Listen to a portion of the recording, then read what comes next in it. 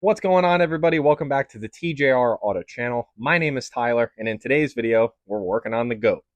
Now, might have had you fooled there for a second, but I'm recording this audio after the fact because I somehow didn't record audio for this intro. Go figure. But anywho, since I'll keep it short and sweet for you guys, we got another $7.99 head.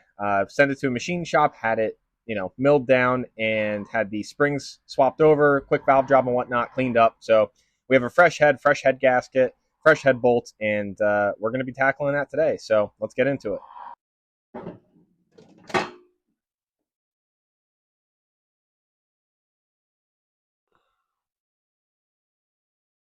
Alrighty. All right, 241 head is back off of the 6.0. Now I have the pleasure of cleaning the block surface up again. I need to definitely dump some oil down the lifter trays and whatnot, make sure all that area is cleaned up. Wipe all the coolant that I'm staring at out of the piston bores and blow out all of my bolt holes a million times over. Make sure we're clean, and then we can throw the fresh $7.99 head on. Once again, I don't even know what number this is of me doing heads on this car, but all I know is it pains me on the inside. But we should be good this time. This should be the last time we have to do this. So let's get it.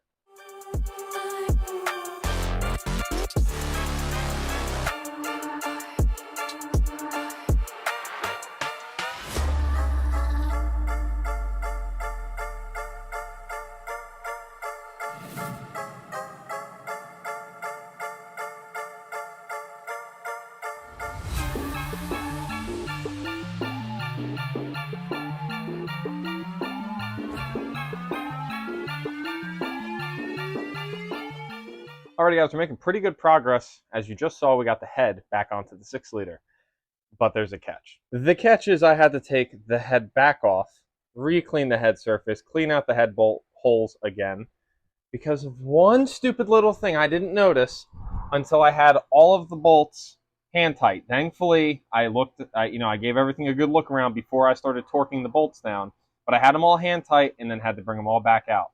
And it was all over this pesky little piece of shit. So for those who don't know what this is, because I didn't until about 10 minutes ago, this is a little block-off rivet that GM puts into the steam port holes. So I didn't even notice it, but this was in here, and there's no safe way to get it out with the head on the motor. The best bet is to do it while it's off of the motor, or pull your water pump so that you can blast this rivet back into the cooling system and then suck it out with a vacuum through the water pump. So obviously we pulled the head back off. I'm gonna have to re-clean the bottom surface again since I've been touching it with some greasy hands, but we'll clean up the mating surface of the head now that it is good. Now we should be good to go. Can't win these days. Can't find good help. I don't want to change too many variables here. So the head gasket didn't even get crunched down at all. This is the one I just had on. So we'll throw this back on. We'll clean everything up again. Throw on a brand new set of head bolts, and hopefully, this is the last time I have a head off this motor. Alrighty. After following my beautiful paper instructions, the head is finally on. Hopefully, this is the last time I have to do anything head-related on this motor. But now that the head is on, every bolt is torqued down, we're all good to go there. Let's wrap up the cooling system. So steam port line, bottom rad hose, coolant temp sensor, double check everything. But I want to fill this thing back up with coolant. I want to pressure test it, let it sit for maybe an hour or so, and confirm that everything looks good before I bother throwing on, the intake, all the valve train stuff, yada, yada, yada. So let's get that cracking.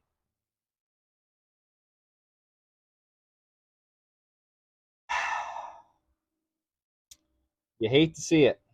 You hate to see it. You all know what time it is now. Oh, thank God. Alrighty, got those in. We're good. They're snug. That's it. That's all we're doing. Jason, I'm sorry.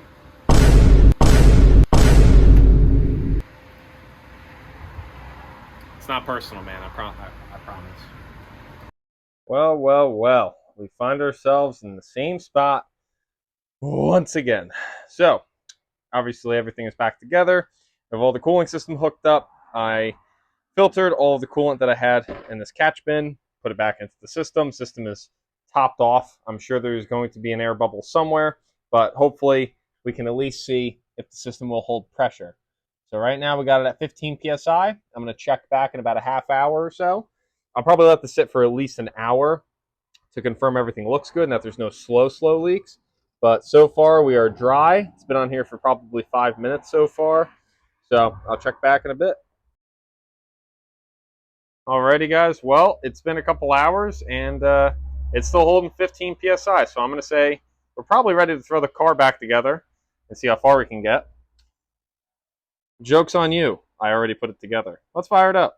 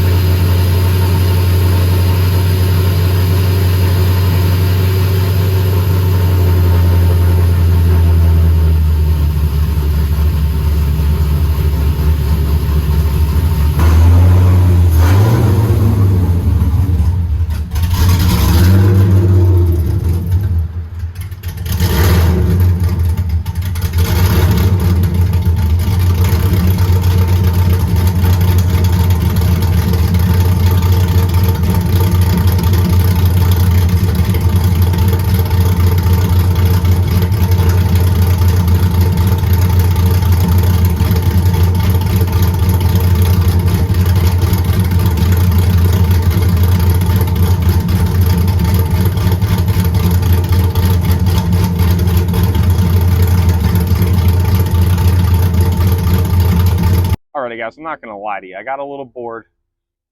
Might have pulled the welder out and some pipe and some mufflers. And now the GTO actually has exhaust. Minus tailpipes. I didn't do that yet. I'm still kind of undecided. But let me fire this thing up for you. Let me show you how it sounds. And it's definitely a lot nicer to drive now. I can actually hear myself think inside the car, but it still makes a lot of noise. And in my opinion, that's a pretty good mix.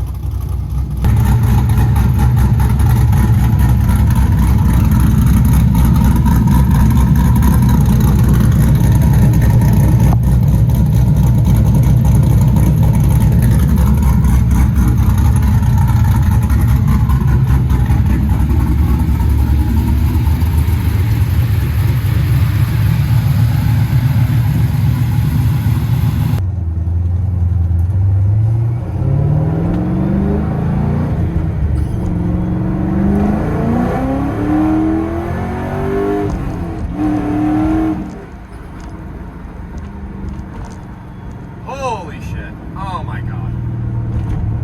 I don't know how this thing looks on camera. This thing is fast. Holy shit, this thing is fast. I'm gonna get in trouble with this car. Ooh, that gave me goosebumps. That actually gave me goosebumps. Holy shit. I haven't driven something like this in a long time. Still having a weird idle issue coming down the stops. I don't trust the car to idle. It might, but it sounds like it wants to die. Like that. A little scary. But so far so good. I think I still need to adjust the throttle cable too. I still don't think we're at 100%, which is even scarier to think about. Alright, let's give it a ripperone.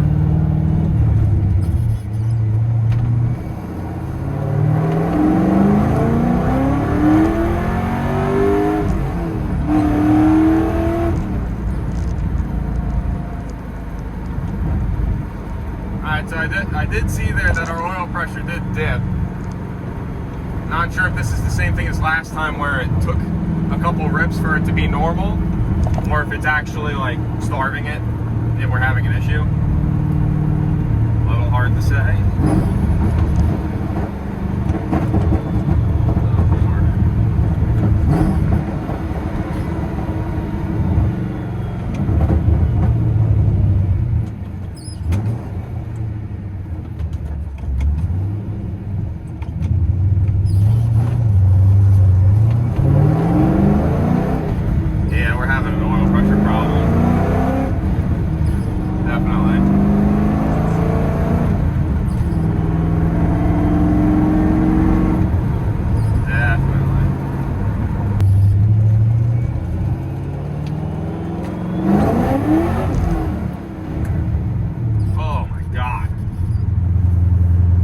Yeah, the oil pressure dips quite a bit when we step on it, so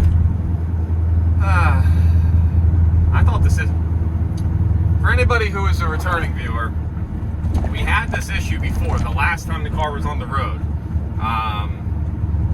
and I think after a couple drives it went away, which was kind of weird. So I don't know if there's like air in the pressure line for the gauge that could be an issue, but I would think it should just be solid oil pressure all the way through. So that I don't know. That does not excite me very much. Very, very weird.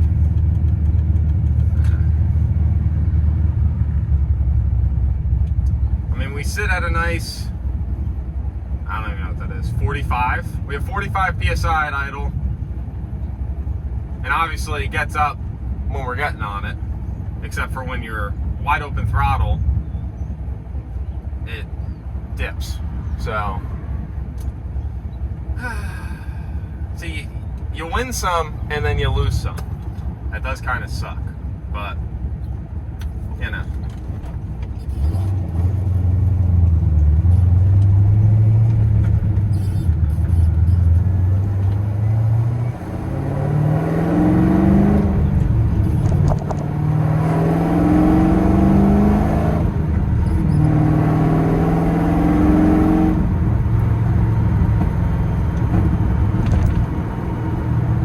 Alrighty guys, well I think that's where we're going to be wrapping up today's video. Obviously we made some pretty good progress with getting this bad girl back on the road, and I'm pretty stoked. Again, I'm kind of unfazed by it, I'm not going to lie to you guys. We've had this thing on the road in the same exact scenario I think 2 or 3 times now. You know, the car was on the road for like a week at a time, did a bunch of drive time, and then it would milkshake. So right now I am more confident than ever. Obviously I pressure tested the system before I threw it back together. I did let that sit for like an hour and a half. And everything looks good so far. Still no milkshake. Everything looks good, so we're looking good. The only problem that we're having, though, is the oil pressure issue. So there's a couple tricks that I want to try out, see if I can figure out what's going on. And if those things don't work, then we're going to have bigger issues on our hand. But in the meanwhile, I got to take care of the hood, got to get an appointment made to get a windshield done on this thing. And then obviously we have a million other things to do on the chassis of the car. But I'm just excited that we can at least drive it once again. So with that being said, that's where we're going to be wrapping it up. If you guys enjoyed today's video, please make sure to drop a like down below. Also drop some comments down below. If you guys want to see some more content, make sure you subscribe. I do try to post weekly, whether it's content on the GOAT, I have a square body, and I also have the 5-speed Grand Marquis back yonder. So as always, thank you guys so much for tuning in to today's video. I truly do appreciate all the love and support, and I'll catch you guys in the next one.